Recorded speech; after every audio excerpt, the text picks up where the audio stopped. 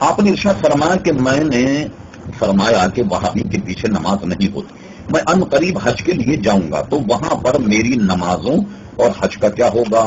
سب سے پہلے آپ یہ ذہن میں رکھیے کہ جب آپ حج کرنے کے لیے جائیں اور آپ نے اپنے ذہن کو یہ تیار کر لیا ہے کہ وہابی کے پیچھے نماز نہیں ہوتی، تو آپ حرم شریف میں ایسے وقت میں جائیے کہ جب وہاں جماعت ہو جائے۔ مثال کے طور پر سعودی عرب میں حرم شریف میں نماز فرض بہت پہلے وقت میں پڑھ لی جاتی، لہذا آپ ذرا تاخیر سے جائیے تاکہ ان کی نماز ہو جائے۔ اسی طریقے سے جب وہ ظہر کی نماز پڑھ لیں تو آپ اپنی جا کر کے ظہر کی نماز پڑھیے، جب وہ عصر کی نماز پڑھ لیں تو آپ اپنی عصر کی نماز پڑھیے، غرض کہ جب ان کی جماعت ختم ہو جائے تو آپ اپنی نماز جو ہے وہ ادا کر سکتے۔ آپ نے یہ پوچھا کہ حج کے لیے جاؤں گا تو وہاں میری نمازوں اور حج کا کیا بنے گا؟ دیکھیں، نمازوں کا تو میں نے آپ کو بتا دیا کہ اس طریقے سے آپ اپنی نمازوں کو ترتیب دیں کہ ان کی نماز بجماعت کے بعد آپ جائیں۔ حج کا جہاں تک مسئلہ ہے، یہ لوگوں میں بڑی غلط فہمی ہے کہ حج بھی کسی قسم کی نماز ہوتی ہوگی جو ان کے پیچھے ادا کی جاتی۔ حج تو اصل میں عرفات میں ٹھہرنے کا نام، مزدلفہ میں اور مینا میں ٹھہرنے کا نام، اور بیت اللہ شریف کا طواف اور صفا مروہ کی سعی حالت احرام میں نیت کے ساتھ بجا لانے کو حج کہتے، نہ کہ ان کے پیچھے نماز پڑھنے کا نام حج ہے۔ اس لیے آپ کی نمازیں بھی ہو جائیں گی، حج بھی ہو جائے۔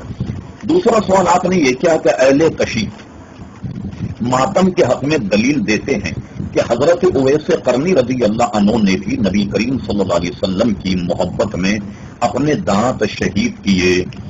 سوال تو آپ کا بڑا مختصر ہے لیکن جواب بڑا طویل، یہی وجہ تھی کہ یہ سوال جو ہے آپ کا مؤخر رہا۔ اب میں اس کی تھوڑی سی ڈیٹیل بتاتا ہوں۔ سرے سے یہ روایت ہی غلط ہے کہ حضرت اویس قرنی رضی اللہ عنہ کو جب یہ معلوم ہوا کہ نبی کریم صلی اللہ تعالی علیہ وسلم کے غزوہ احد میں دندان مبارکہ شہید ہو گئے تو حضرت اویس قرنی نے اپنے سارے دانت اس اعتبار سے توڑ لیے کہ شاید یہ دانت ٹوٹا ہوگا، یہ دانت ٹوٹا ہوگا، یہ دانت ٹوٹا ہوگا، نتیجتاً سارے دانت جو ہیں وہ حضور علیہ السلام نے توڑ لی۔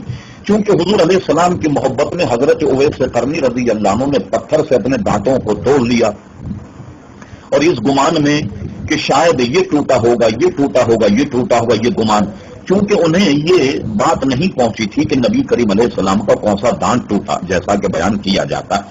محترم جناب، آپ کو جس نے بھی یہ بتایا ندیم احمد صاحب کہ حضرت اویس قرنی نے ایسا کیا، اول تو یہ روایت سرے سے صحیح نہیں، ایک بات آپ کے ذہن میں رہے۔ دوسری بات یہ ہے کہ حضرت اویس قرنی کے متعلق یہ بات منسوب کی جاتی ہے کہ غزوہ احد کو نبی کریم علیہ السلام کے دانت ٹوٹے، تو آپ کے ذہن میں رہے کہ غزوہ احد میں نبی کریم صلی اللہ علیہ وسلم کے ہرگز دانت نہیں ٹوٹے، یہ آپ کے ذہن میں رہے۔ البتہ یہ ہوا کہ آپ کے چہرے انور پر ایک پتھر لگا جس سے آپ کی دانت کا ایک نوک جو تھی وہ چھڑی، نہ کہ پورے دانت ٹوٹ گئے۔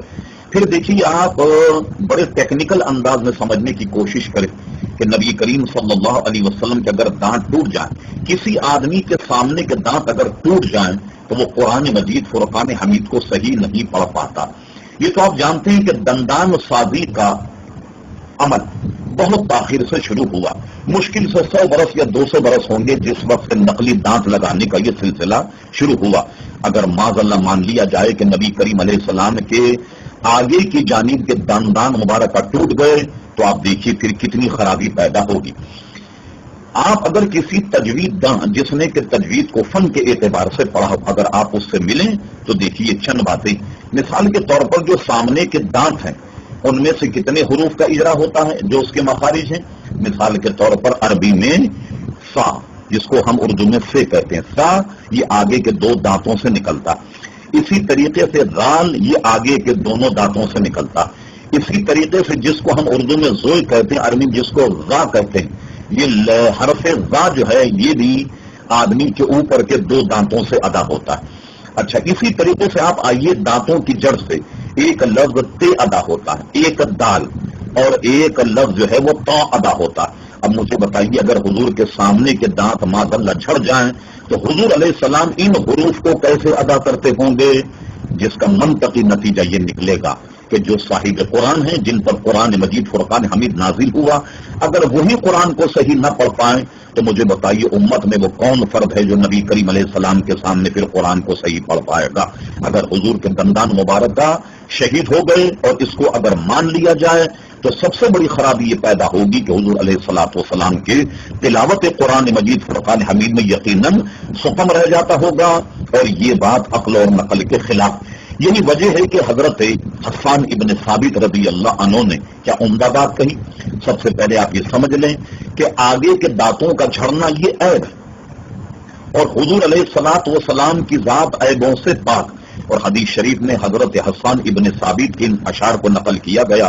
اشعار تو بہت ہیں لیکن ان میں ایک شعر یہ ہے کہ حضرت حسان نے حضور کی موجودگی میں کہا خلقت مبرئا من کل عیب، یا رسول اللہ صلی اللہ علیہ وسلم، اللہ تبارک و تعالیٰ نے آپ کو تمام عیبوں سے، تمام نقص اور برائیوں سے مبرہ اور منزہ پیدا کیا، یعنی تمام عیبوں سے پاک پیدا کیا۔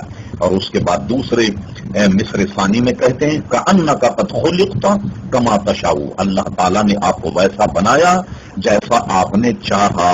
اب حضور علیہ السلام کی ذات جو ہے وہ بے عیب ہے، اس لیے یہ واقعات ہمارے نزدیک درست نہیں۔ اب آئیے عقل و خرد کو کام میں لاتے ہوئے آپ دیکھیے کیا یہ آدمی کے لیے ممکن ہے کہ وہ اپنے ہاتھ سے پتھر لے کر اپنے 3200 دانت توڑ لے؟ یہ ہرگز عقل اس کو نہیں مانے گی، اس لیے یہ روایت درست نہیں۔ اچھا، اب ایک لطیفہ میں آپ کو سناتا ہوں۔ شیعہ حضرات اپنے ماتم کرنے کے جواز میں حضرت اویس قرنی رضی اللہ عنہ کا یہ واقعہ پیش کرتے کہ انہوں نے عشق میں اتنا مگن ہو کر، سرشار ہو کر 3200 دانت یوں توڑے کہ شاید یہ ٹوٹا ہو، شاید یہ ٹوٹا، اس لیے انہوں نے توڑ لی۔ اور شیعہ حضرات کا یہ کہنا ہے کہ ہم پورے بدن پر جب ماتم کرتے ہیں تو ہمارا نظریہ ہوتا ہے کہ شاید امام حسین کے یہاں لگا ہوگا، شاید یہاں لگا ہوگا، شاید یہاں لگا ہوگا۔ تو دیکھیے کہیں لگنے میں تو تردد ہے۔ میرے عزیز آپ یہ بتائیے کہ امام حسین کی گردن پر تلوار لگنے میں تو کسی کو اختلاف نہیں، یہ ہے مجھے بتائیے کہ امام حسین کی گردن پر تلوار لگی۔ اگر شیعہ حضرات امام حسین کی محبت میں سرشار ہیں تو پہلے اپنی گردن پر تلوار ماریں، اور انشاءاللہ ہم کچھ نہیں کہیں گے، ہم آپ کو یقین دلاتے ہیں۔